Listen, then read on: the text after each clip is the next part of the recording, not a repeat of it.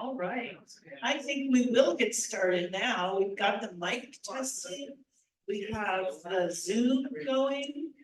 There are, let's see, there are 13 people joining us. Hello, my name is Nina Carter, and I'm the president of the Olympia World Affairs Council. But I would like my board members who are all here putting all this on to raise their hands, please. There's Tony, Karen, Sherry, Dave, Anders, and Bryn. And there's Mary Luther, our newest person who knows how to do InstaFace. No, Instagram. Anyway. As I'm about to tell you, also we have a former board member, Barbara, who was on our board many, many years. She now does tap dancing. So anyway, welcome all of you, and welcome to you on the Zoom conference call, or whatever we call that now. So I wanted to also make a special welcome to Sahid, who has been on the Tacoma World Affairs Council for many years, and his wife and little daughter, who just flew in from the Middle East today, a few hours ago. So I'm surprised they're awake, but you're very welcome here. Yeah. And so a couple of things about the World Affairs Council. We are 12 people dedicated to bringing information to South Puget Sound about global issues, because it seems like more and more people are stepping back from wanting to be aware of and informed about the world. And we've had that tendency in the United States in the past, isolationism, but look at all the people here today and everybody on the TV. So I better stand right here. So just for me personally, I'm very glad that all of you want to learn and know about the Middle East and about Russia and Ukraine and Asia and Europe, NATO, all of these topics which we bring to Olympia. But I'm also going to ask you something, and that is, would you like to help us? Because we always could use volunteers. Mary, our newest, she's the Instabook person that knows how to do that, Facebook and Instagram. Anyway, we could always use some more people that have a little bit of technological experience and would like to help pull these events together, because they don't just happen by themselves. So I'm just putting that out there for the World Affairs Council. And the other thing is, maybe you remember a couple of months ago, we had trivia night at the distillery in Tacoma, in Tumwater. And that was to raise money for our newest program, which is scholarship funds. Believe it or not, for example, my alma mater at Evergreen, 23% of students are under the poverty rate there. It's very expensive, and St. Martin's and SPSCC, same thing. So when students want to go study abroad, they can't, they don't have the money, even the registration fees to get into the program. So we put together a little grants project, and sure enough, we had 5 applicants. 4 people got the $400 so that they can enroll in the Paris Muse. Do you know something about this? I'm just in favor as a person who was fairly impoverished when I was in college. I'm just, thank you. Speaking as an impoverished student, yes. And so this is exactly why we're doing this, is to help students understand there's a bigger world than, say, Lacey. So that's what we're trying to do with our scholarship program. Just thought you'd want to know that. And let's see, what else? Our next program in March, the 3rd Thursday in March, will be about, I guess it's art and culture and politics of Central America and Mexico. So look for a notice if you're on our email list. And if you're not on our email list, then you should see Larry, also a board member over there, and Pete. They are taking people's emails so you can get the information. And Karen Frazier has her hand up. said March 3, you meant the third Thursday in March, right? I did mean the third Thursday in March. Absolutely, I stand corrected. Thank you, Senator Frazier. So third Thursday, yeah. So, for tonight's program, we have Steve Niva, Professor Steve Niva from the Evergreen State College. Just so you know what his education is. He has a PhD in political science and international relations and Middle Eastern studies from Columbia University, 2003. He also has political science, that's from Columbia University, has his master's in political science from Columbia and a government and international affairs from University of Virginia. So originally from Everett though, so he doesn't have that Virginia accent, but he's got the Everett accent. I'm not sure what that is, but anyway. The other thing he did for several years, he was the editor of the Middle East Report magazine. So has been studying these topics for a long, long time. And so without further ado, I'm going to turn it over to Professor Steve Niva. Can you guys hear me okay here? Yeah, we're good? Yeah. All right, at any time, just let me know. So thank you, Olympia World Affairs Council, Nina, for all your work and all the volunteers and the tech people. Really appreciate it. And I say that especially because, you know, for this long period where we weren't together, you know, it's so great to be back together, right? And to do events. I've done several events in this room, I would say over the last 23 years being here. So it's really great to be together with you all. Of course, it takes a lot of work to put an event like this together. So thank you guys. And thank you all for coming out. So, tonight we have the title. Okay, I'm seeing one thing here. I think we're good. Actually, I'm gonna change something. Being recorded. Got it. Okay, so the origin of this talk tonight was a series of encounters I had with friends and colleagues in January who were relatively informed on international issues and not prone to overstatement. But increasingly, they were showing intense alarm about the spillover from the Israel-Hamas war in Gaza and worried about increasing tensions in Lebanon, Yemen, Iraq, Syria, etc. And we're very concerned that we were walking into a regional war, something that was going to exceed our expectations, draw the United States in even more than it already is at this point, and possibly even lead to serious conflagration, nuclear, etc. I don't know if you guys felt that in January, but there was a vibe going around at that time that was pretty serious. And it was interesting, in each case, I quickly said, very quickly I said, no, it's not going to happen. None of the major players have an interest. And if it happens, it would be because of an accident or because someone made a big strategic mistake. And then I added, this would all stop if there's a ceasefire in Gaza. There's a linkage to be made. So after I said that very strongly, well, you know, any big claim, you start to doubt yourself. And I started to rethink what I was saying. And I thought, you know, I gotta put this under the knife. I've got to figure this one out. I got to make sure I know what I'm talking about because the stakes are really high right now. And so I did standard political science analysis. You look at the interests, you look at the actors, you look at the capabilities, you look at the rhetoric, you look at short-term, long-term, you put it all together and you can kind of get an assessment. And so that's what I'm going to share with you guys tonight. I'm sharing you analysis is what I'm sharing with you tonight. And I invite you to think through it with me. I'm going to lay out all my premises and I'm going to lay out my assumptions and so on and so forth. But so I don't bury the lead, I still think I was right. I don't think we are going to see a wider war. However, I'm very concerned about recent developments. I'm very concerned in a number of areas that I'll explain to you. And I think if we don't see a ceasefire soon in the Israel-Hamas war in Gaza, I think there's a possibility for something even worse to happen. So that's my premise. I'm going to lay that out, see if I can explain that with you. So let's go. Let's do it.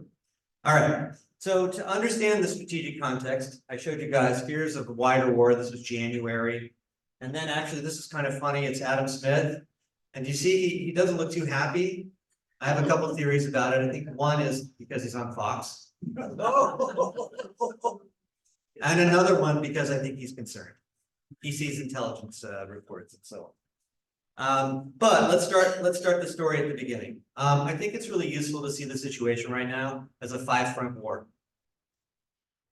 There's a hot war and there are 4 low boil wars that are happening right now. And of course, it all started with the shocking Hamas-led attack on Israel in October 7th. That started off as actually an incredibly sophisticated, I'm a military analyst as well, so an incredibly sophisticated operation across Israel's military siege of Gaza. And then it quite quickly devolved into what became, in a sense, just a massacre. As we know, killing about 740 civilians and killing about 410 Israeli soldiers and bringing 240 hostages back into Gaza. I'm sure you're all familiar, you remember that time period. And of course, on the flip side then, within a matter of weeks, Israel then launched its reprisal, which we know was a maximalist operation, not very unlike their previous operations. This was a full-on ground invasion, buffeted by a major intense aerial bombardment across the northern Gaza Strip. And of course, the alleged goal of the operation is to eradicate Hamas. And we're going to come back to this story. Although Israel-Palestine and that issue is not the center of what I'm talking about. And in the consequences of that operation, as we know today, about 30,000 Palestinians been killed, about 80,000 injured, 2/3 of those being civilians in large numbers, and of course a catastrophic humanitarian situation at this time. But what's key to our story to add is that in that context, of course, this war has been fully backed by the Biden administration and by that virtue, the United States, and fully backed not just in terms of rhetorical support and diplomatic support, but also material support, as we know. Billions of dollars worth of immediate aid and weapon systems and intelligence and so on. And that's going to be key to the story we're going to have to think through here at this point. And we'll talk about this later, what their motivations were. But so that's the hot war. That's the anchor war of the conflict that we're seeing right now that we have to think through. That situation, the Hamas attack and massacre of October 7th, and then Israel's ground invasion and subsequent war in Gaza, has led to an escalation on 4 different fronts. And that's what we need to think about.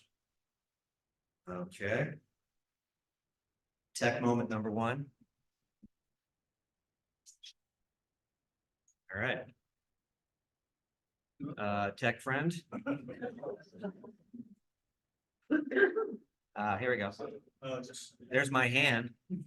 There we go. Okay. All right. That's led to major escalation of violence on 4 other fronts. And this is what we want to think about now. The 4 other fronts being the Lebanon border with Israel,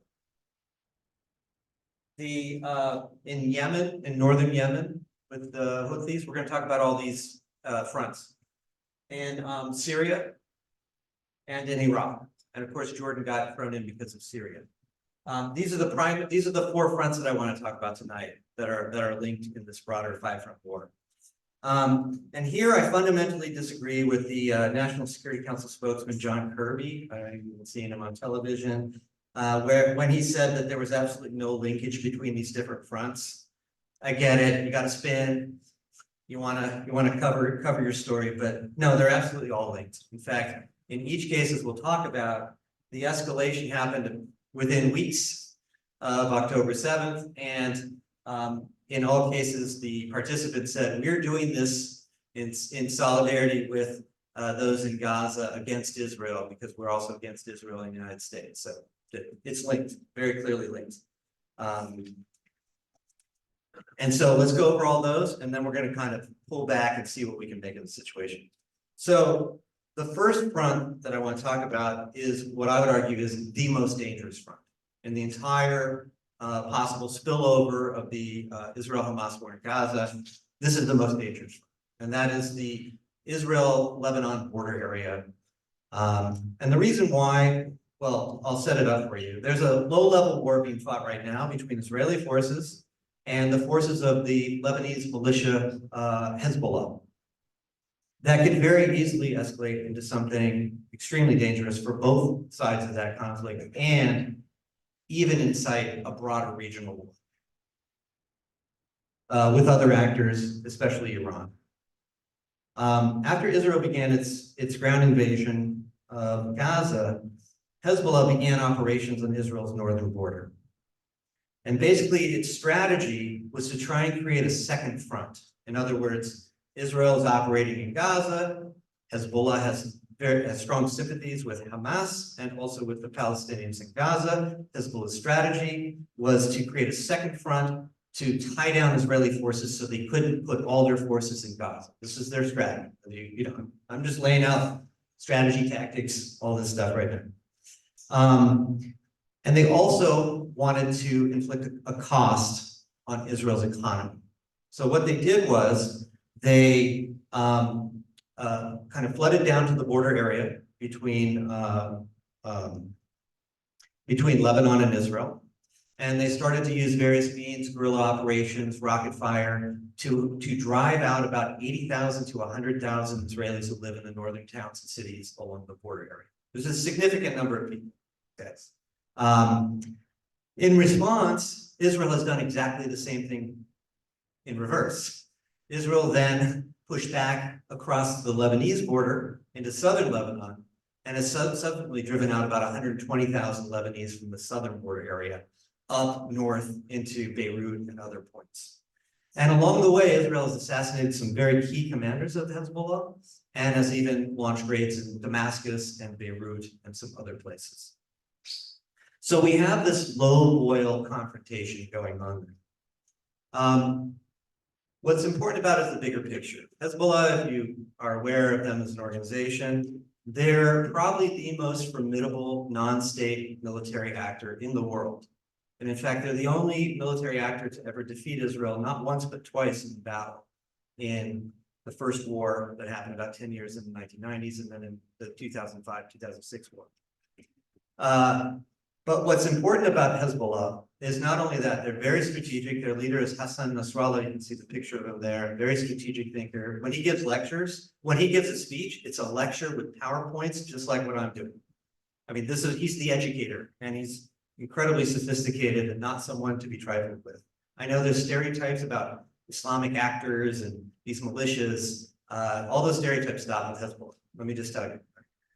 I've spent a lot of time in Lebanon and elsewhere. I could just tell you.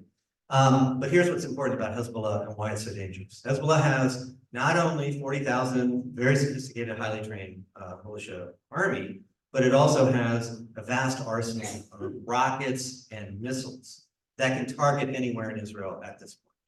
Okay, it's a huge arsenal, and their capabilities are pretty serious.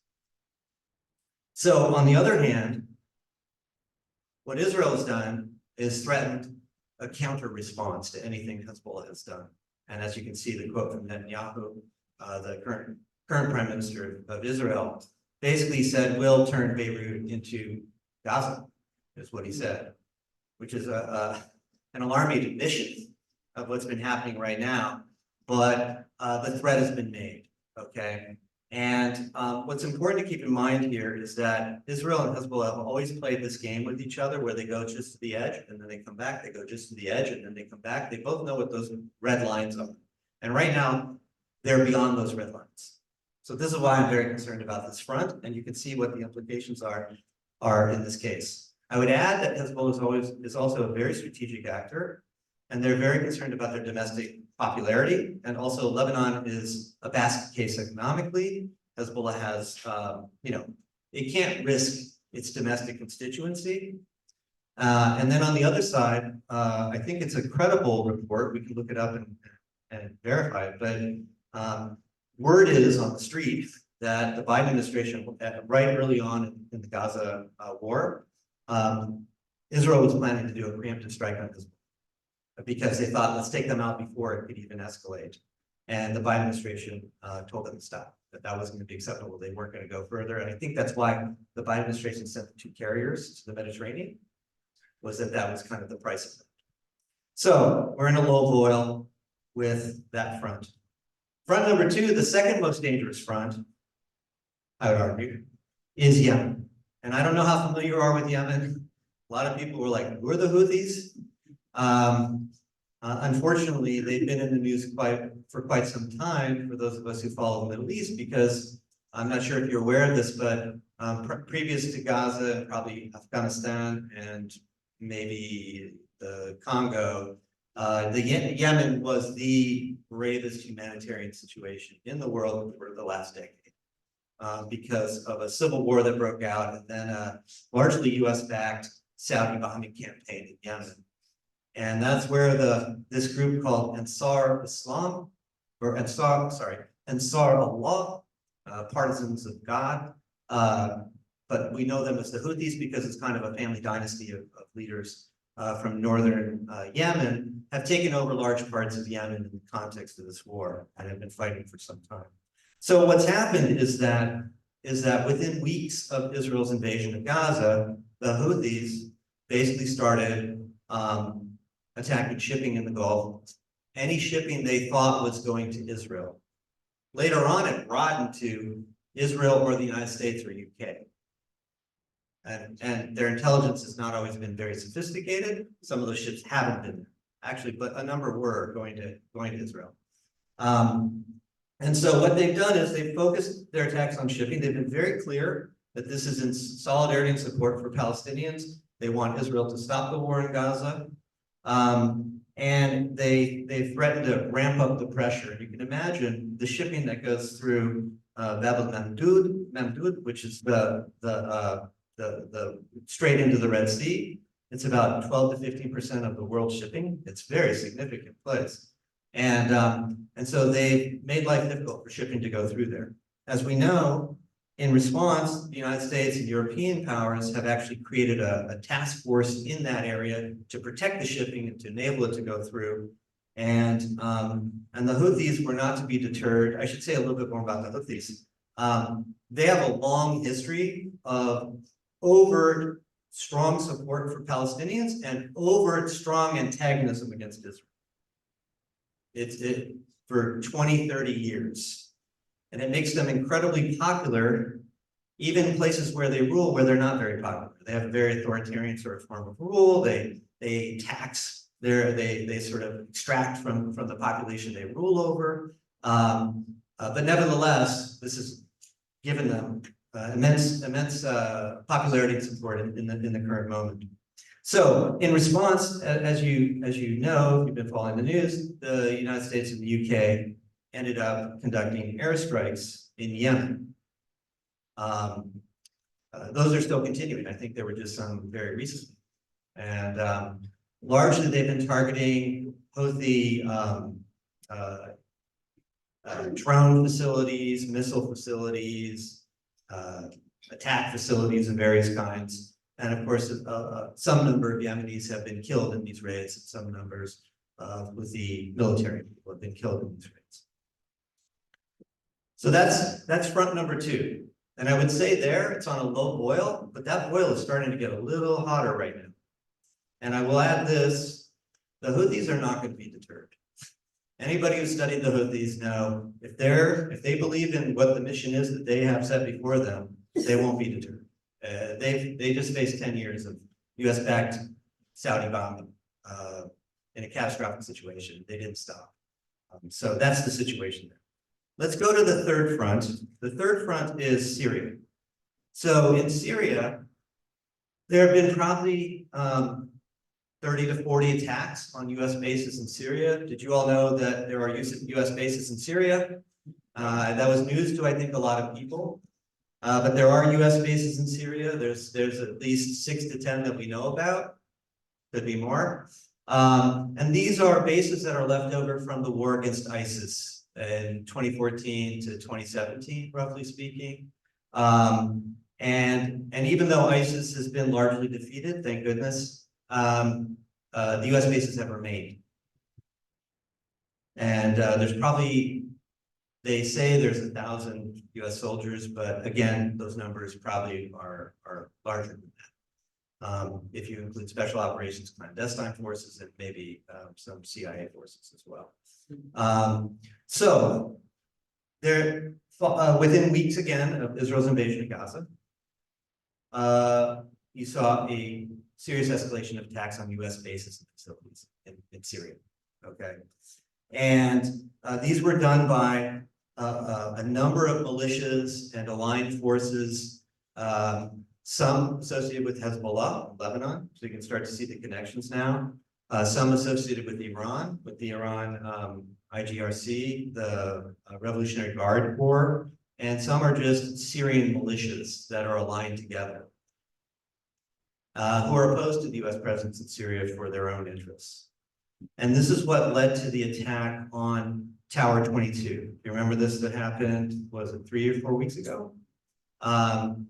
And although it was in Jordan, as you guys can see from the map, Tower 22 is basically supporting the 10th base. And the 10th base is probably the biggest base that the US has, one of the biggest bases in Syria. And so Tower 22 was basically a logistics supply base for this other base. And it was attacked in a drone strike, very sneaky attack. A US drone was coming back in and they timed it perfectly to go right with the US drone so that the US defenses could not spot that drone. And it hit, and I think when the soldiers were sleeping, and it killed 3 American soldiers. So these attacks have been going on US presence in Syria. I should add this, that you can see on the map El Tanf.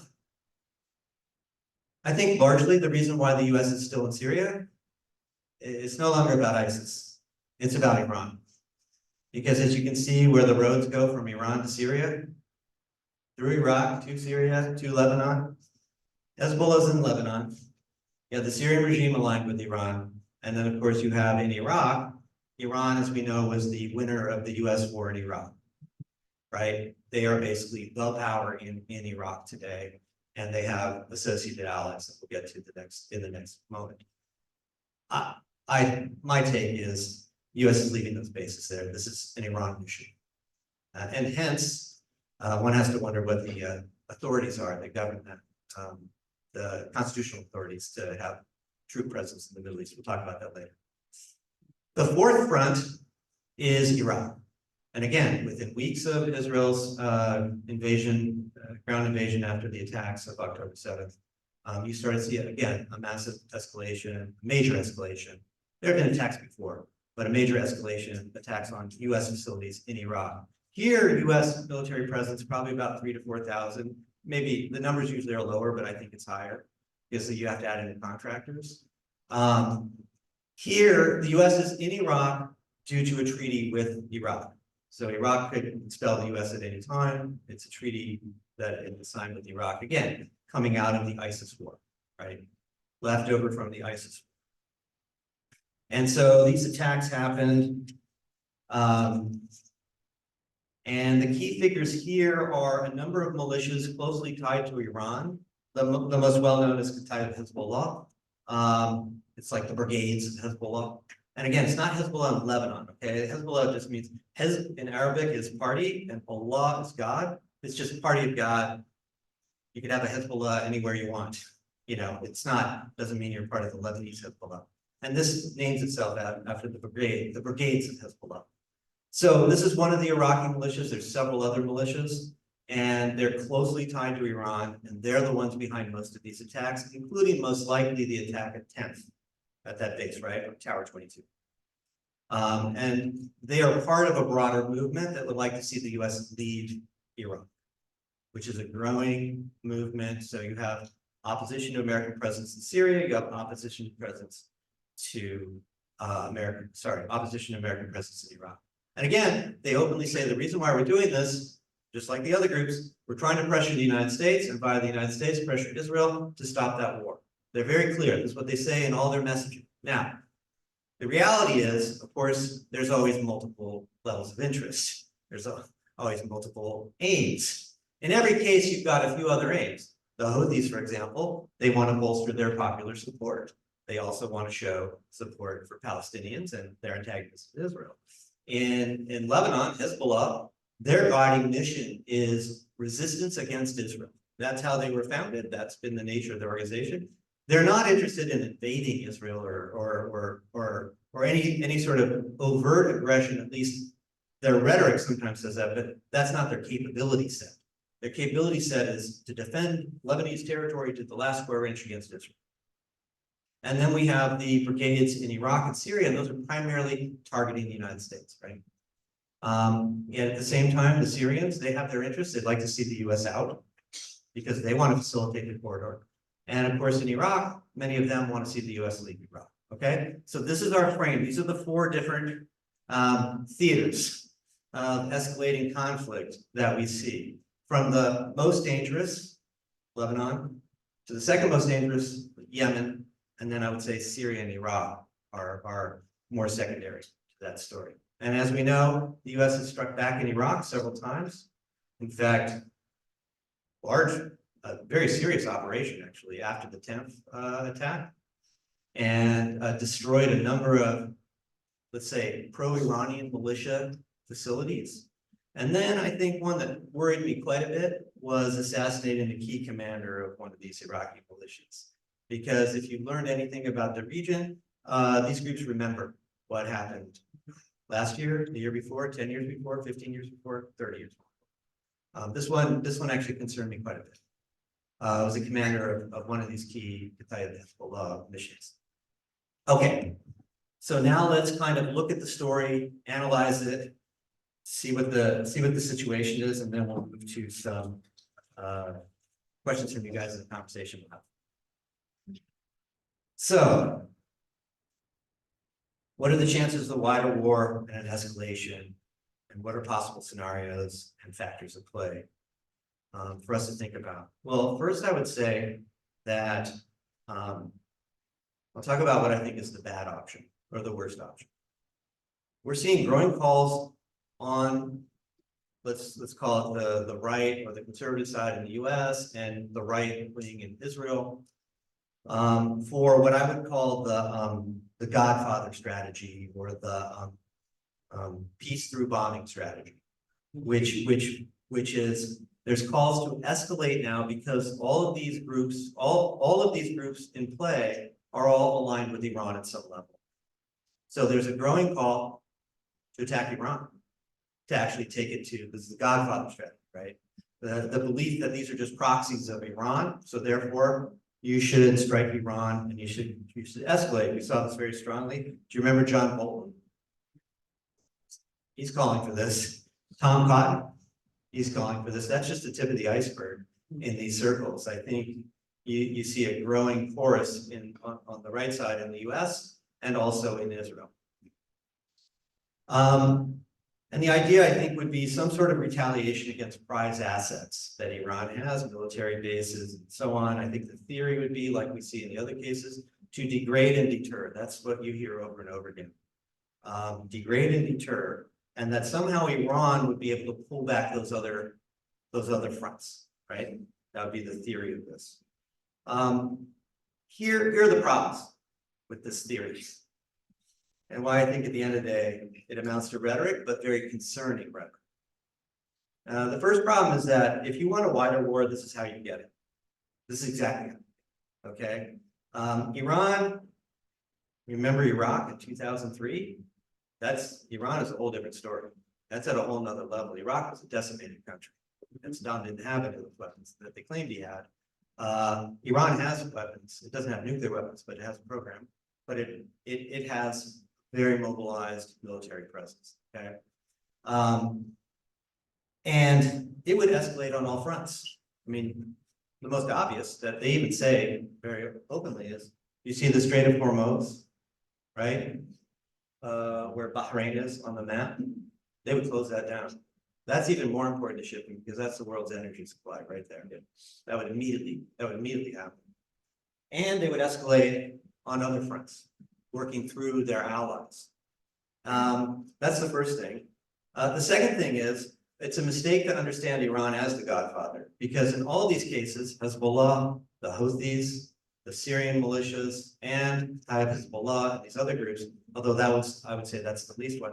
These are not just puppets. Iran's not just the puppet master. This is a mistaken idea. I know in our media, we always like, Iran backed Hamas, Iran backed this, Iran backed that. If you understand the region, you understand these actors, it's more like an alliance that they have. Iran certainly provides serious capabilities, technology, weapons and other things, but these are independent actors that have their own interests. Perhaps we could say at the end of the day, Iran at some level might disapprove of their actions and could exert influence, but it doesn't control. The puppet master theory is a mistaken one. The third is that if Iran suffered any kind of serious damage and consequences, you could expect Hezbollah to take action, the Houthis, and so on. Again, not because they're puppets, but because they have shared interests as an alliance. And because Iran is too significant for them to see degraded significantly.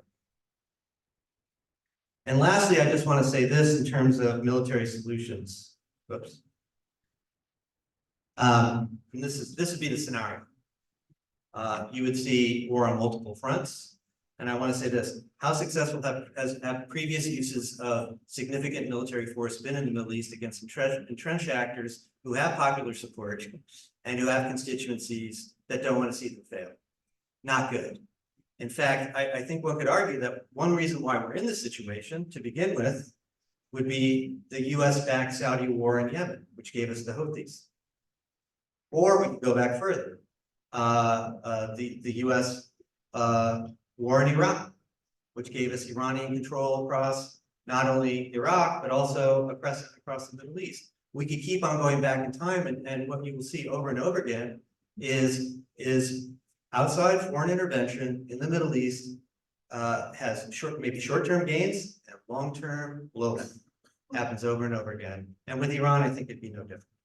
So from my perspective, I would have serious concerns about this. I don't see them have significant power in the United States right now to push for this.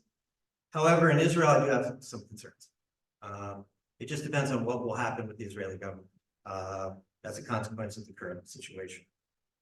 The second issue I want to add is that right now, I think as far as I'm concerned, as sort of a foreign policy analyst, we're in a constitutional crisis right now. We have ongoing operations on 4 fronts in the Middle East that are under what authorization, constitutionally speaking? It's not the 2001 authorization of military force that allows US to engage in military operations against Al-Qaeda and its friends. These are not Al-Qaeda in any way. These are Shiite militias, have nothing to, their biggest enemy outside of the US and Israel is Al-Qaeda, okay, or is ISIS, right? So those don't work. The authorization to have US troops in Iraq, this is nothing about defending Iraqi democracy. This is under a treaty. So what authorities does the US have to engage in military operations in the Middle East right now? President Biden has been saying I have a Title II powers, Article 2 powers, which is self-defense. It's pretty hard to argue for self-defense when you're in someone else's sovereign territory. Do you see what I'm saying? A legal issue, this is a really complicated one. And I think you're seeing growing pushback on Yemen. They've been arguing self-defense, but actually it hasn't been US flag tankers that have been getting struck. They're defending global shipping, okay? The Constitution is really clear about this, and so is the War Powers Resolution of 1973, which was done in response to Nixon, Cambodia, bombing and war, and excesses during that period. So I think you're seeing, what's interesting is you're seeing a coalition of what we'd say progressive Democrats and more, let's say, libertarian conservatives, and also some from the sort of, if we can call it the MAGA wing, who aren't interested in open-ended US interventions. And my sense is if this goes any further, you will see this brought to the fore, because it is a real issue. Under what authorities? Like attacking Iran? I mean, under our Constitution, you need to actually have a declaration of war, or you need an authorization from Congress, right? So anyway, just wanted to flag that for you. We can talk about that later.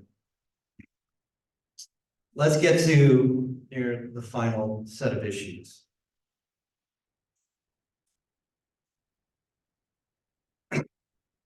you don't want a wider war, there's one obvious solution.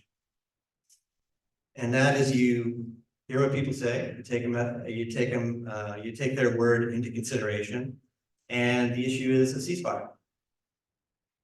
We may be a week away from one or less, and then my talk would be irrelevant, I think.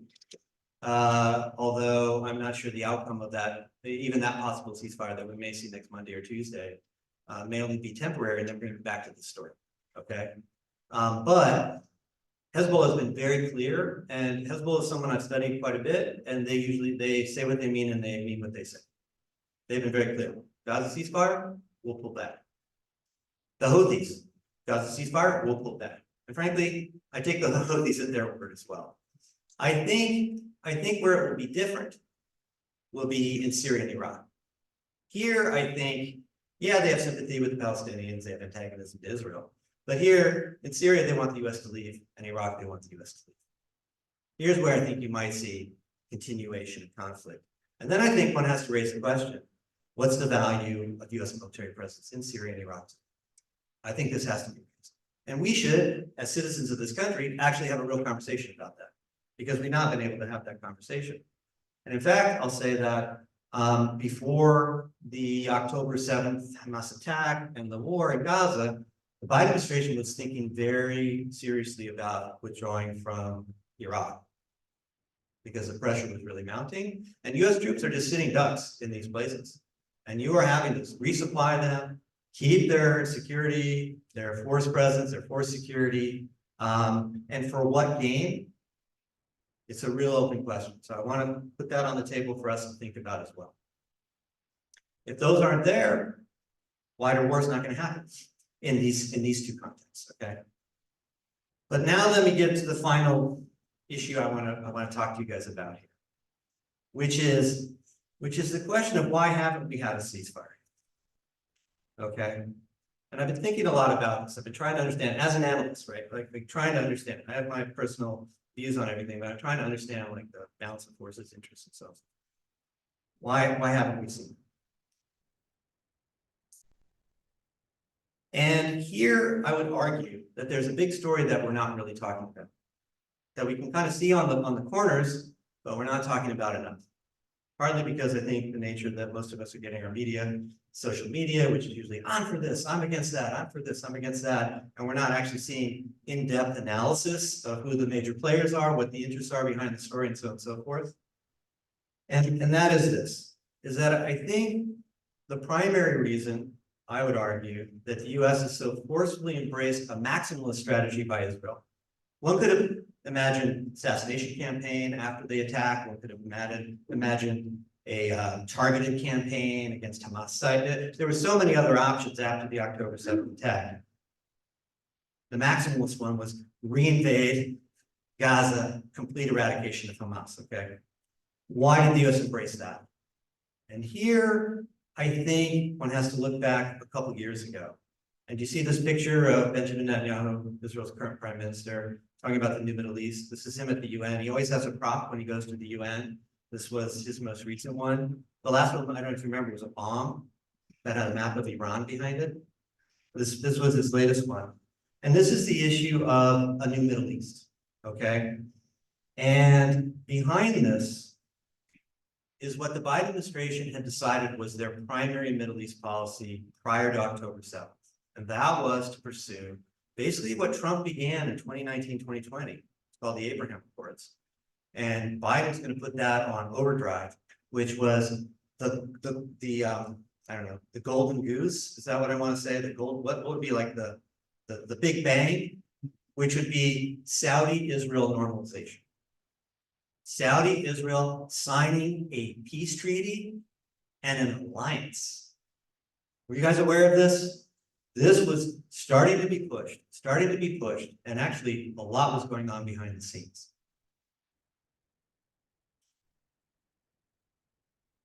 What it would have meant was the United States would have signed a long-term, this is what the Saudis were demanding, a long-term, like Saudi wanted an ironclad American commitment to the regime of Saudi Arabia. So a kind of a treaty like you would have with a NATO country, okay? A mutual defense treaty, put it that way. Saudis attack, we get involved. They also wanted support for a nuclear program. It's unclear if it was weapon or civilian. And they also wanted unlimited preferential treatment to weapons and so on and so forth. And in exchange, they would make the alliance with Israel. And suddenly you would have a new equation. Now, whether you think this is a good deal or a bad deal, what I want to impress upon you is you imagine if you're in the Biden administration and you think this is around the corner, okay? Why is it so important? Because suddenly you would now have an alliance where you have all the countries that have already made peace with Israel, UAE, Bahrain, Oman, Egypt, Jordan, Morocco, Mauritania, now would be joined by the big player, Saudi Arabia. And Saudi Arabia opens the door to Indonesia, it opens the door to Malaysia, it opens the door to various other countries. Now Israel is integrated into the region, okay? And it allows two things. Well, three things, but here's two. The first one, do you guys remember when Obama was talking about a pivot to Asia? The reason why that didn't happen was because of the ISIS war. It drew the United States back into the Middle East, okay?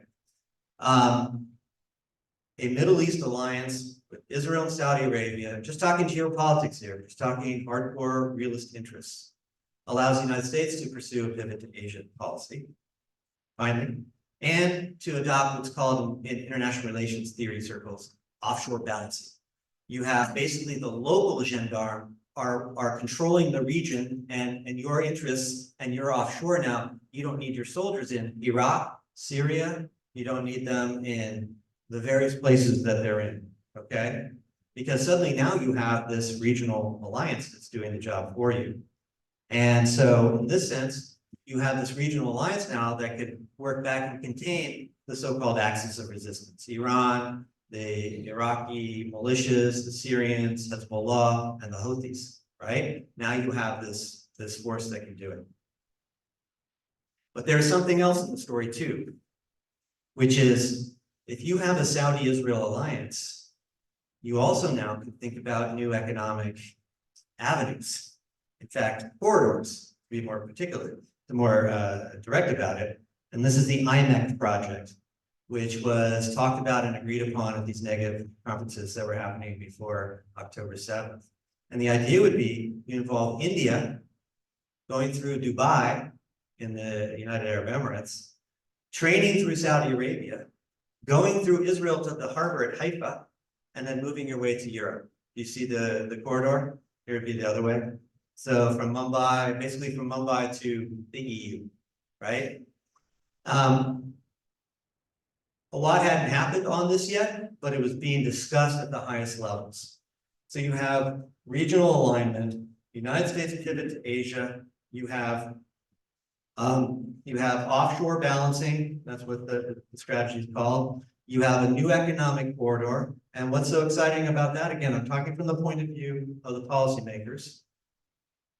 You can now balance China's Belt and Road Initiative, right? You guys are aware of the Belt and Road Initiative is a big, huge infrastructure project. Well, suddenly now you've created this IMEC corridor that can balance that, and you created a parallel track. So are you starting to see the case I'm trying to make here in terms of overall interests? And we can call this corridor wars. I think this is going to be a big part of our future, except for two obstacles. One obstacle is that the Saudis say we'll do this, but the Palestinians have to have a state. Saudis hate Hamas, by the way. They hate anything to do with the Muslim Brotherhood. They hate, I know this may sound strange, Saudis are extremely conservative version of Islam that comes from the Wahhabi tradition, etc. But they have no interest in, they were anti-Al-Qaeda, anti-ISIS, anti-Muslim Brotherhood. Hamas is associated with the Muslim Brotherhood. And they don't like that type of politics. However, the Saudis said, we'll do this, but we have to have a Palestinian state of some kind. And as we know, the current Israeli government is fundamentally opposed to a Palestinian state. They have this current balance of forces, right? This is the most right-wing government in Israel's history. I call them jokingly the Proud Boys government because they include outright Jewish supremacists and quasi-fascists like Ben-Gvir and Smotrich and these people. If you know anything about Israel, you understand the circumstances in Israel right now in terms of this government, right? So we've got one big obstacle, right? And then the other part of the obstacle is that, so one obstacle is the issue of the Palestinian state, and the other obstacle is Hamas itself. Because who would oppose this deal? I mean, there may be many reasons other people might say, but to be clear here, Hamas would oppose this deal. Why? Because this deal would be targeting Hamas. The idea would be to create some kind of Palestinian entity that would displace Hamas from any role in future Palestinian governance, and also create a kind of alliance against those that Hamas has interest in, right? So what I'm trying to lead you to is, I think, a big reason why the Biden administration embraced Israel with this maximalist eradicate Hamas strategy in Gaza, which has led to, I think we can all agree, pretty catastrophic humanitarian consequences, was because of this vision right here, this vision of some kind of a new Middle East, okay? And so to kind of bring this to conclusion, in that sense, I think we're faced with the question right now of why ceasefire, why no ceasefire. I think it's because the idea was to give Israel time to remove Hamas from the equation. Because once you remove Hamas from the equation, then Israel no longer has an argument to say, we can't make a Palestinian state because they're going to be led by Hamas. Did you see the equation here? I think this was their thinking, all right? I'm pretty convinced of this analysis, but that's my understanding. So that after the war, you remove Hamas after the war, then Israel would agree to allowing some kind of Palestinian state. There's one final problem with that, which is a whole nother argument. And frankly, it's not what I wanted to talk with you guys about, but I just want to flag it for you for the interest of would be, is a Palestinian state even possible now? Right? This was the Trump plan, which would be a bifurcated and bisected sort of Bantustan-like state under complete Israeli control and de jure sovereignty. So that's even a further question. So to kind of sum up where I am with this is that right now, the prospect of a coming ceasefire suggests to me that a wider war has less legs than it had maybe 2 weeks ago before I thought this was going to happen. However, if that ceasefire is only temporary and it ends at some point and Israel goes back to the war in Gaza, then I think we're going to be coming back right to these same questions. I think in some, one can see the Biden administration's broader plan, broader idea, broader hope from their perspective about a new regional order. But I would say that it reminds me a lot of previous attempts to create a new Middle East. And the one I keep on thinking about, of course, is the one after 9/11 in the 2000s, but you could even argue various times before. What looks good on paper, if it's done through military force, it usually never ends up like what you thought it was going to be. And that's my sense of what's happened now, is that this war has been so destructive and it's caused generations probably of anger and hatred and so on against the United States, against Israel, against various actors. I mean, we don't want to leave Hamas out of this.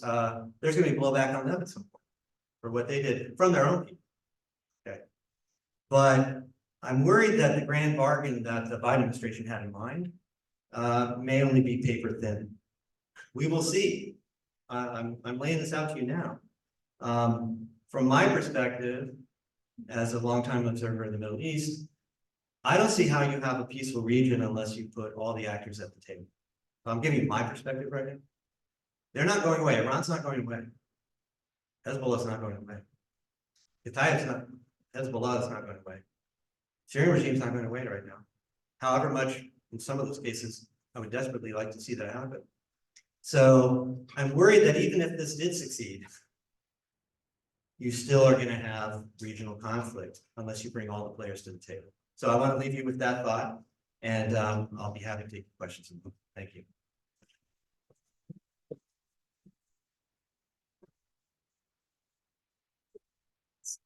Steve, thank you very, very much. Much more in-depth than you get for 30 minutes on the news or highlights from the paper. And puts it into a much bigger picture for all. I should have just tweeted that out. Yeah. Thank you guys for bearing with me there. I had to lay it all out. No, could you just put that in a tweet, please, and send it out on X or whatever that is now? Yeah. Anyway, we do have questions from the Zoom participants and we have a hand right here. So I'm gonna run around with a microphone so everybody can hear you. So pretend you're Mick Jagger and scream into the microphone. I want moves like. I can understand why Israel wants to completely get rid of Hamas, Okay. but what is the end game? Right. Who replaces or what replaces Hamas? Right. So I will just say this out front. I don't want this whole Q&A to be about Israel and Palestine, but I'll answer those that are relevant enough to what I'm talking about, right? So I would say that the premise even to begin with is going to be questionable of whether Israel can even eradicate this. Okay, so I want to be really clear, and I'm talking to you as a military analyst, looking at the facts, looking at the figures. I think what you've seen in the war in Gaza already was a rushed war plan. I'm just talking from the Israeli point of view, a rushed war plan, one that had no plan for how to deal with the civilian side of the equation. And also Hamas was surprisingly prepared, right? I mean, I'm reading the Israeli military. So the idea that they could actually eradicate Hamas, you even then have to start asking yourself questions. What's Hamas? Hamas is a social movement that has a political wing and a military wing, okay? And we're very clear about what the military wing is, about 40,000 strong. It's got actually shocking capabilities, actually, that's totally surprised me, that recent attack that they did, October 7th. And then it has a political wing. Hamas was ruling Gaza, okay? So eradicate Hamas, what does that mean? I can see, it could mean getting rid of the military wing, but even that I think is really doubtful at this point. And then getting rid of what are you gonna do, hunt down everybody who worked for the Hamas authorities? So where does that end? So I just want to raise that as the first question. Do you see what I'm saying? Like even as a premise, right? So I have grave doubts about that. And then at what cost, obviously, right? Because if Hamas are just people who live in your neighborhood and Israel wants to destroy Hamas, what Israel has been doing is destroying the neighborhood. I mean, this has happened over and over and over again. So you also have to ask yourself at what cost? And from an Israeli security standpoint, at what cost? You've just now made hardened enemies for life out of people that have nothing to do with Hamas. So just keep all this in mind as we're going forward. If you're a partisan of Israeli security, I'm just warning right there. Okay. So, like to get to your question, which is absolutely a legitimate question, would be imagine if Hamas was removed from the equation, what would follow? Right now, the attempt is to get the Palestinian Authority that exists in the West Bank to come take over. This is what the Biden administration is thinking about, talking with the Saudis. Because again, this all is contingent upon, after Hamas is gone, making a deal between Israel and the Saudis, and then the Saudis basically pay for Gaza. The idea. So the Saudis have always said it's got to be a Palestinian Authority. Israel's position right now, if you just read Netanyahu's recent statement, but I would always agree, everything that Netanyahu says, he's a political tactician. He's trying to take a position, but he was saying, forget it, we're going to maintain control over Gaza. The other option would be some kind of international force that comes in. But the problem is that you'd have to find a force that was legitimate and one that could deliver the help that's needed, which is a catastrophic humanitarian situation. So right now, it's hard to, I guess my answer is, I don't know how this war is going to turn out, and then I can answer the question. Do you see what I'm saying? Yeah, but that's where the debate is. The Israelis want to maintain complete security control as much as possible. Palestinians would want to have their own people in charge. Saudis want that, but what do the people of Gaza want? It's really complicated. Yeah, thanks for your question. Appreciate it. It's really complicated. And here's, Turns out. it is, I agree. And so here are some questions from the Zoom audience. Jim Lazard asks, how has Hamas been able to smuggle thousands of rockets made in Iran into Gaza with Egypt and Israel overseeing border activity? It's one thing to smuggle fentanyl, which is small, quite another to move rockets, weapons, and bombs. Do you have an answer for that? All right, so now we're just gonna do Israel Gaza. Okay, Well, all right, that's all right. That's all right. I had this big picture. I want you guys to. All right. Next question is. big All right. question. Well, it's not fentanyl actually that you want to be thinking about. It's actually Captagon. You guys heard of Captagon? It's an amphetamine, a stimulant. My guess is a number of the Hamas fighters who crossed over on October 7th were absolutely droned up on Captagon, which is part of the massacre story. Syria produces mass quantities of Captagon, so it's not fentanyl, at least it's Captagon. It's yeah, leads to all kinds of awful consequences. Iran provides the blueprints, maybe high technology. But it doesn't like fly tanks and airplanes into, Gaza. It can't. And actually there's a giant black market for weapons around the Middle East. Thank you, Obama administration, for, the Libya war, which led to massive amounts of weapons just being ferried all over the Middle East, and all these market bazaars emerging. And so Hamas is able to get in the materials it needs via ship drops from the sea and tunnel activity. Because in a lot of these places in the region, you just have to have enough money to get what you need. So yeah, I'm sure Egyptians are bribed. I'm sure that's part of the story. So yeah, that's to answer that question. But I want to make clear though, yeah, Iran supports Hamas, but that's probably the most distant of all their alliances. Hamas is Sunni Islam.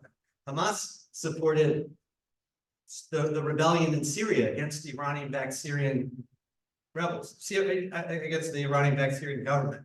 Iran and Hamas are just they're a tactical alliance. They're not a close alliance, but Iran finds Hamas very useful against Israel.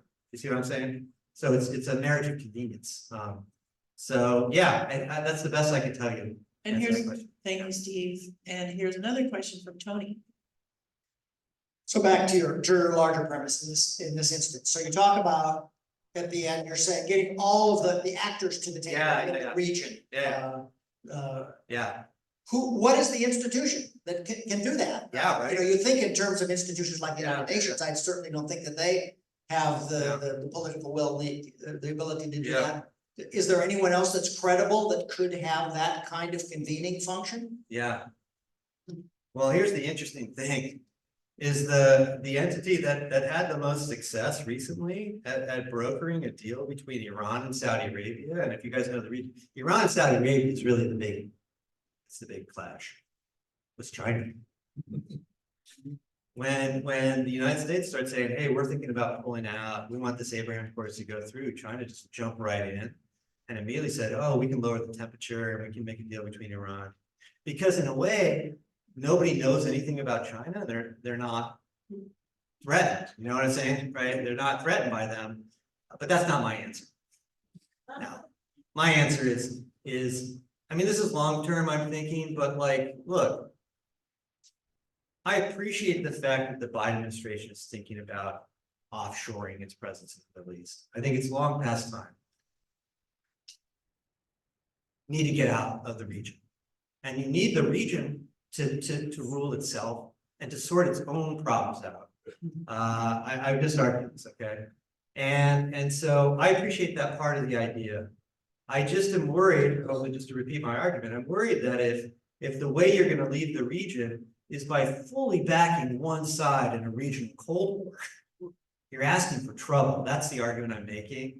So therefore, I think, and again, it's fine to think about that alliance, but honestly, I think a huge mistake, and it's not because I'm an Iran fan, okay? Trust me, I'm just giving you guys a realist analysis here. Getting out of the nuclear corp is such a mistake. And the reason why is actually because I'm an opponent of the Iranian regime. To me, the best way you defeat, you get rid of the mullahs in Tehran, is you open up space for civil society in Iran. And the way you do that is you integrate Iran into the region, the global economy. And so that's one of the first things I would call for is getting back into that nuclear deal and creating that alliance, which then creates some cost for the Iranian regime and also opens up space in that society. So that would just be one short term. And then you could build on that. And then that might have implications for Iraq, that might have implications for Syria. I think you negotiate withdrawals from Iraq and Syria. You think about that. You see what I'm getting at? So to me, there's a whole diplomacy that needs to happen here. And again, my argument is coming from a realist basis, which is these guys aren't going away, whether you like it or not. And they have their own interests. I think that's why we always make mistakes in the Middle East. We don't realize that the other actor has its own agenda and strategy. And these guys are going to respond to this. So that's it. Do you go to the UN? Maybe in some cases, but you're right. They lack credibility, no doubt. Maybe you get the Islamic Conference of States involved, which is a global actor, and you have them play a mediatory role. I mean, the fact that Iran and the Saudis were actually starting to talk suggests to me that there may be some openings there. So that's where I would push. I'm pushing back on the idea that the answer to all things would have been this new Israel-Saudi normalization treaty, because there's a lot of people that would be expensive. Thanks for your question. And Steve, there's a question back here, Yeah, and then sure. I'll move up to the beginning of the room and the Zoom. Pete? President Biden has indicated he favors a two-state solution. Yeah, Earlier, we had discussed and you felt that would not work. You suggested a federation. My question is, could the Jewish state preserve its character when in a federation where everybody's looked out the same and Jewish people are outnumbered? wow. So now we're just doing a straight Israel-Palestine. Okay. Honestly, I don't really want to go too far down this rabbit hole. I appreciate it, Pete, though. I really appreciate it. Because then I'd have to talk about how that there are 4 solutions right now that could be possible. There's the one-state solution, which the current Israeli government is dead set on promoting, which is a state of Jewish supremacy, which is what we're seeing unfolding right now, where one people have first-class rights and the other people have second, third, fourth, and none, right? That's where we are. That's the pathway we're on right now. It's a one-state solution, okay? And then you'd have to talk about, well, a two-state solution. And here I have the map. The question is whether a fragmented, bifurcated, completely surrounded, with no land-based state would be possible. I can't see Palestinians agree to this forever. Maybe there'll be a few. You could try it out for a while, but it's not going to last. So then you could go, well, what about a two-state solution? That would be this. Right here. To get there, you would need to remove probably about 400 to 500,000 Israeli settlers. You'd need to remove an entire infrastructure. You'd need to rethink the water system, the electricity system, because Israel has created a one-state system in the last 35 years. You would have to dislocate large numbers of Israeli settlers. You know how hard it was to get 3,000 to 5,000 Israeli settlers out of Gaza in 2006? Very difficult. Almost caused a civil war in Israel, within Israel. Okay, so it's hard for me to imagine. This is why I have doubts about the two-state solution, unless someone could give me a convincing argument about how you can create 2 equal sovereign states that are mutually recognizing one another. This is where I have trouble. This is a much longer argument to talk about. I'm just giving you kind of a realist take on it. So then the last thing would be one-state solutions. There you have the one regime of Jewish supremacy, right? The one that's I think the current government wants and is trying to make happen. Or you could have a federated state where the Jewish community and the Palestinian community, or we call it the Israeli community and the Palestinian community, would have communal rights. So it's a binational solution. You'd have a federated system, but you'd have a binationalism, like Switzerland, for example. or we can think of Lebanon, we can think of some other states. So that's possible, right? And there you would have actually, in that sense, you could retain a kind of Zionism. In that, I think that's what you're asking, right? A kind of Zionism in that formulation, and you could put codes in there that would never allow the majority to oppress the minority, or et cetera, right? And then the last one would be the South Africa solution. The one person, one vote, which happened at the end of apartheid in South Africa. Those would be the solutions. I leave you to debate the possible answers. And there's a question in the front and then another one over there. Thanks very much. Yeah. I'm wondering about what's the role of the African Union and thinking about the fact that across the Red Sea, about 25 miles to Djibouti and very close to the current conflicts in Eritrea and in Ethiopia. And the fact that the African Union is based in Ethiopia. And while the UN organizes itself so that Egypt is a part of the Middle East, Israel is a part of Europe. And then there's the African Union. Go back to the first part of your question. A role for the African Union in this, and what's the impact, especially because of the Yemeni across the Red Sea on the conflicts in Ethiopia? Well, I'll be honest with you, I haven't really thought about that too much.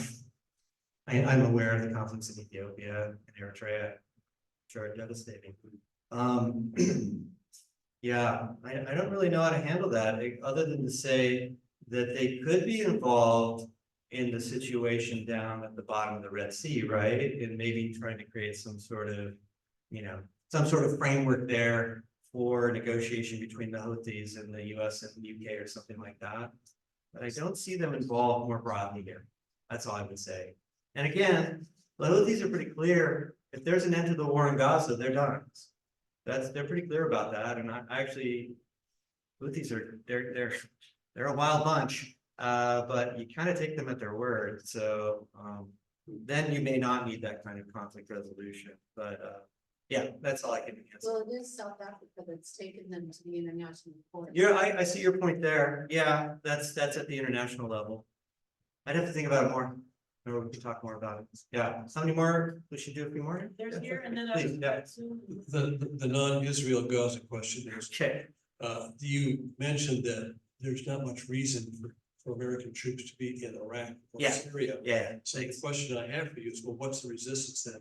There must be some resistance to actually having them leave. What Yeah.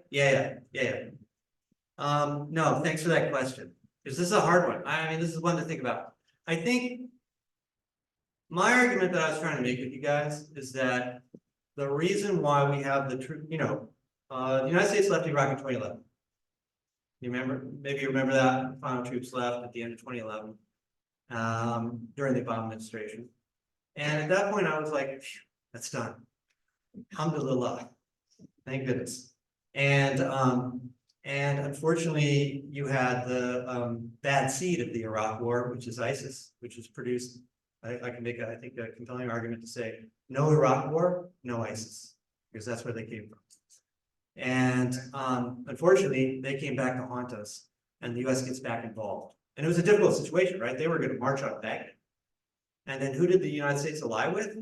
Iran, to fight ISIS, right? I mean, that's how the US ended up in Iraq right now, is because of the alliance with Iran to fight ISIS. Because it was this guy who was not as bad as that guy. Yeah. And that was the alliance. The Iranian-backed Shiite militias were the shock troops against ISIS with US coordination, intel, and oversight. So that's why they were in Iraq. The ISIS threat still exists at a small level, but that's done. So what's the reason, right? And the same is true in Syria. Syria is a little more complicated because the US's main ally against ISIS in Syria was a Kurdish organization. It was the YPG. I don't know if how in the weeds we need to get here, but there's a Syrian organization, a very interesting one, they call Rojava. They created its own very independent, almost quasi-anarchist state. It was the most feminist state probably in the world at the time. Women had to be in every position of power in the security state, et cetera, et cetera. Anyway, these were the best fighters, including the women brigades, were the best fighters against ISIS. They were the best fighters. And the US allied with them and has stayed in there in part because, at first it was because of resurgence of ISIS, and then it was because it turns out that the key through line from Iran to Lebanon and through Syria is right through these areas, right? So the question is, the resistance is that, in a way, I think in Syria it's part, could you abandon the Kurds? Can you abandon that and see the possibility of some kind of ISIS resurgence? And then I think it's look at the strategic positioning to watch over anything Iran does. Right? You can control the corridor if you stay in Syria. Okay, so I think that's where the resistance is. You know, once militaries take over territory, it's really hard to get them to give it up because they see it as strategic advantage. And I think that's what's happened. So that's where the pushback is at the level of the security state. And again, my view is Iran's here to stay. You can go the diplomatic route. I think that there's an opening there, and then you don't need to leave the troops, right? That's where I'm coming from. And frankly, I think in Iraq, I think actually that one I think is the easy one. I think the Biden administration is ready to go. And frankly, if Trump, that's right for me to say this, if Trump were to come back into power, US is going to leave Iraq and probably Syria too. This is their position. I don't know if you guys remember this. Trump was going to pull the US out of Syria, and that's when his generals that were supposed to kind of be the adults in the room, that's when they bolted on him. They were like, no, you're staying in Syria, McMaster and these other guys. So yeah, now I actually think that argument is not so strong anymore, unless you are hawkish on Iran and you think that's the only game in town. I hope that answers your question. Let's take a question from Zoom. Yeah. People on Zoom, they've been waiting patiently. Let's see. I guess there's another one from Jim. A survey published in The Economist last week showed that only 40% of Israelis and 30% of Palestinians favor a two-state solution. How do you please edit this one? Is that what you want me to do? No, just let's see if we can get something about the broader issue. Broader issue question. I know he had one right Okay, there. good. Okay, broader issue. Sorry, Jim. We can talk later, Jim. Yeah, we can talk later. No, I came to talk about this other, I'm just saying. Yeah, constant. Yeah, and there's to do the Israeli-Palestinian situation justice, you've got to really do it, you know, and of course, I know you guys, you know, have the capacity, but okay, please. Focusing on the broader issue. What would, in your analysis of the interests of the different countries? Yeah. What would Bibi Netanyahu disagree with you on in that analysis? Do you have a drink?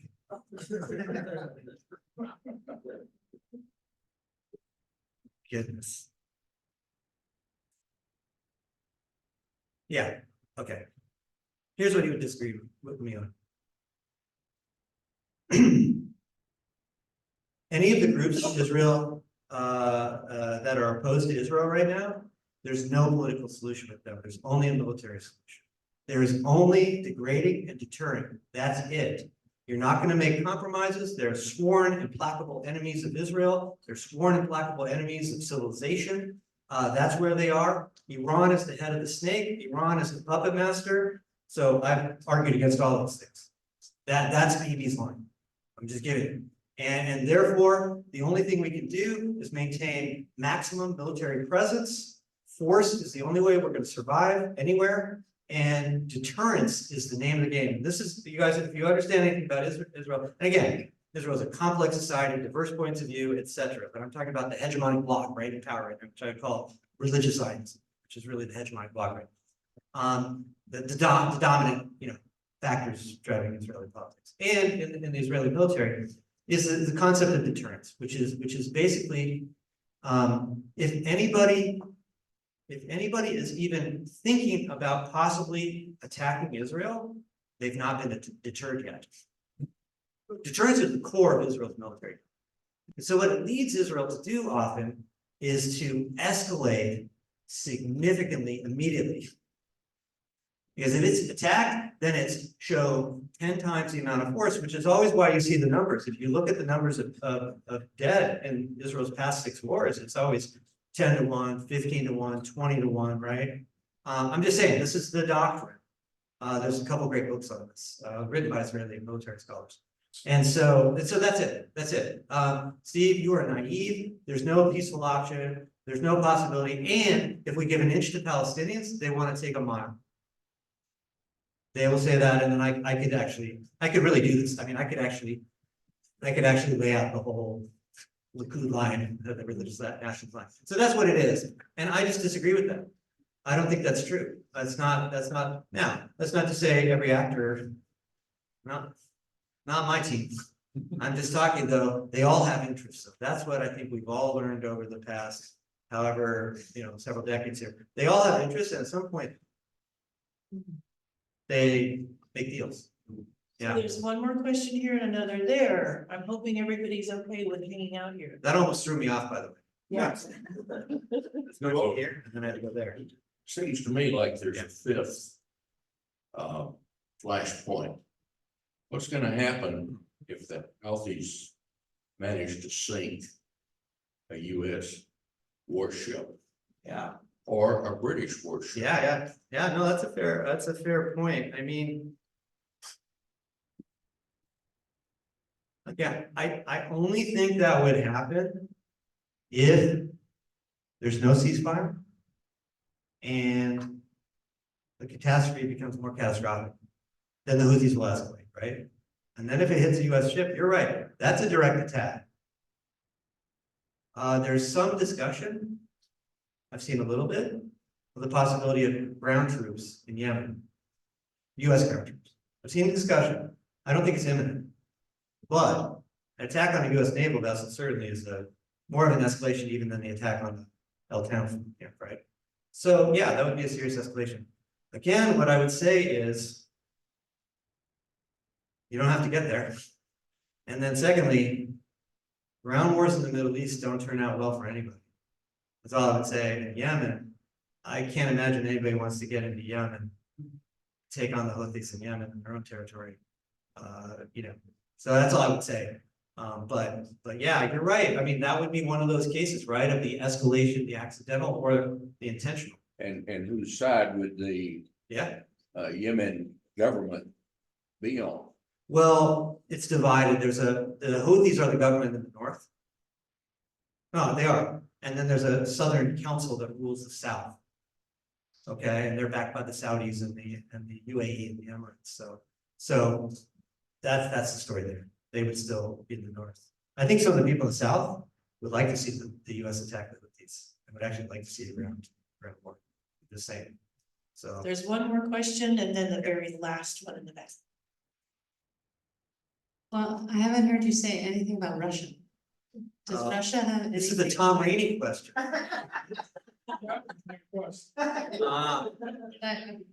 Well, okay, all I can lay out, Tom, I haven't been seeing a lot on Russia, and maybe you have some other ideas, but like, my understanding is that Russia, here's the way I would play. Is that Russia is, yes. Russia is certainly deep with Syria, no doubt. Russia saved the Syrian regime from what would have been a defeat, okay? The rebels would have won, eventually. Russia saved the Syrian regime along with the Iranians, okay? And it has a tight relationship with Iran, right? In the military sector especially, right? But also maybe there's some economic activity. However, Russia is very consumed with the Ukrainians and its own economic survival. And so my understanding is that because of that, the Russians have had to pull back their support for Syria. We're getting in the weeds here, geopolitical analysis, but have had to pull back from Syria, and who's filled that role? Hezbollah. Hezbollah actually is helping prop up the Syrian regime right now, which gives Hezbollah way more independence. So again, these are all Iranian puppets. I'm sorry, they're not. Sure, they have an alliance, but so that's the take I have on this. Do you have anything to add? Hold on, I just took. We may need to finish up. Yeah, just give me a quick. Quick one, yes. I've been tracking two things about the alliance that's been developed between Russia And Iran. Iran, And specifically, the trade in the most modern drones, the shot of one, for example. Okay, And, the Iranians make pretty good drones though. well, Okay. the point I'm making is that in Kazan, Tatarstan is the largest military industrial complex. I in see, Russia. I see, yeah, And they are producing thousands Sure. of these drones. Sure. They are drones that yeah, affect Ukraine or and could affect any war here. yeah, I hear you. And so the That's- question that. that's true. Partially answered, Yeah. is there any more to Russia than being an arms dealer? Yeah, you're right. Russia, they need a market right now, right? They're hurting, so that's gonna be their thing, is to sell weapons. And the Iranians would probably wanna buy whatever big is coming down, because they're hearing people like Tom Cotton and John Bolton, and they're hearing people in the Israeli government saying it's time to attack Iran, time to attack Iran. So they're gonna wanna, again, every action equal opposite reaction, they're gonna wanna be building up their capabilities, and their capabilities with something like, we can hit you with drones all across the Strait of Hormuz, all across here, and if Russia would have something better, I can see them buying.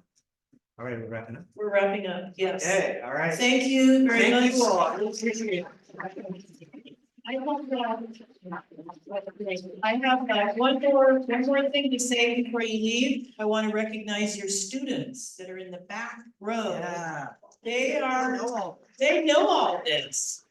And thank you for learning about international diplomacy, and you can always join the World Affairs Council and come help us. So thank you guys for coming so long tonight, but I think it was very important. So thank